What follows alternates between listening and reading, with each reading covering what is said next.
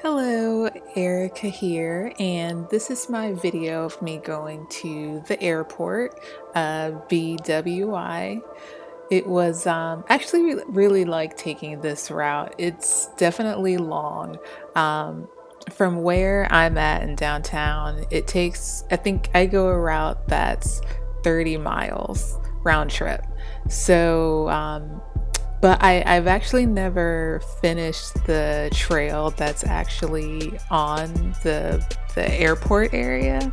It's I think the whole thing's like 12 miles, the loop around the airport.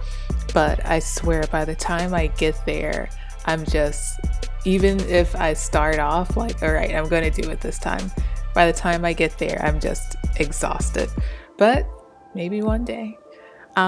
So I left for this trip around 6 o'clock. I like leaving early just because I know I'll be tired when I get back home, and it'll give me a time to get a nap in. But yeah, it's fun. It's a good challenge. Like if I feel like I've been in a slump a little bit in terms of bike riding, or just in general, then I like to take this longer than normal trip. There really isn't anyone on this trail, especially if you go this early. Like I rarely see people. I think the only time I see people is when I get close to the airport. And even still, even through this video, once we get further out of the city, I've only saw one person on a bike. So that's another cool thing is you get the route pretty much to yourself. It's really nice for me because sometimes I just want to be around a tree. Like I don't have any trees near me like these. So yeah, it's pretty sweet to kind of be around nature a little bit more than I am on my day to day.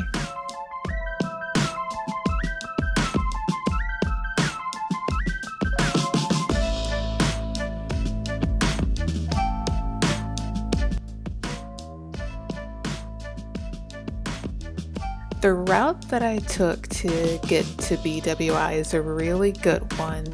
I was actually going to plan it through Google Maps, but even though Google Maps does have the bike lane viewer, for some reason their navigation can go real left, and which isn't good. So I found this free app called Bike Map, and it's made for cyclists, and even the navigation sometimes will say like get off and walk your bike like 20 feet or something like that. So yeah, it's really good. I would definitely try it out if you have any frustrations with Google Maps.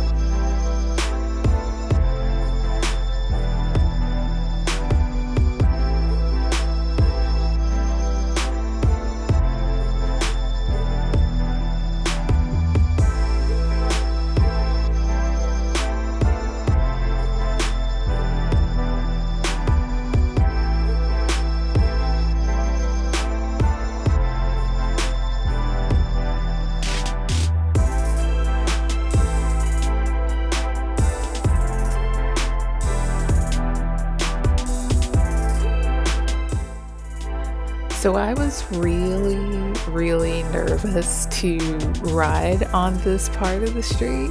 Um, it I think on Google Maps, the street viewer, it looks way more intimidating than it actually feels. But there is a sidewalk, which is really good, but it doesn't feel too bad. I think you feel like you have more space than what it looks like.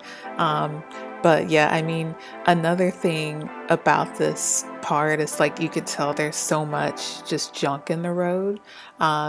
Even on the sidewalks, you can tell from this video. So yeah, I always bring an extra tube with me if I'm going this way, especially.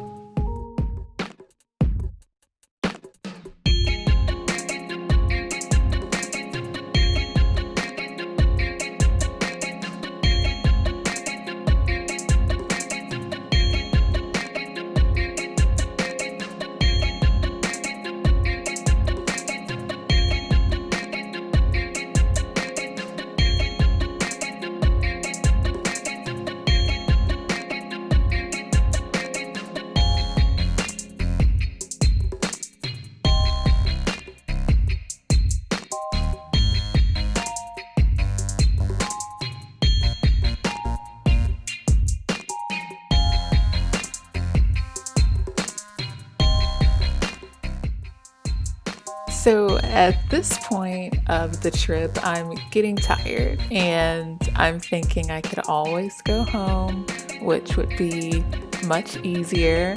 Because for me, just getting to this point is actually kind of far. And I think I can also tell by just looking at the buildings, like how much farther I have to go to get to the airport.